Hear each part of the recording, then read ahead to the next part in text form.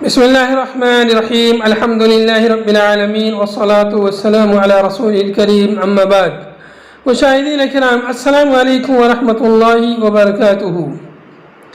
آج میں آپ کی خدمت میں کتاب نعمت المنان مجموع فتاوی فضیلت الدکتور فضل الرحمن المدنی رحمہ اللہ سے ایک اہم مسئلہ افطار کے تعلق سے لے کر حاضر ہوا ہوں۔ مسئلہ ہے کہ دسترخوان پر پھل اور پانی ہو تو کس سے افطار کریں۔ آپ رحمہ اللہ سے سوال کیا گیا کہ اگر افطاری کے وقت دسترخوان پر کھجور نہ ہو اور سیب وغیرہ پھل ہوں اور پانی ہو تو افطار کس سے کریں گے، پھل سے یا پانی سے؟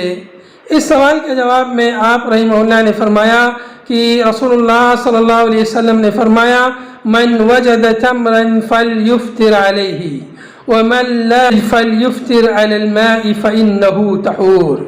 جس کو کھجور میسر ہو وہ کھجور سے افطار کرے اور جسے کھجور نہ ملے وہ پانی سے افطار کرے کیونکہ وہ پاکیزہ ہے۔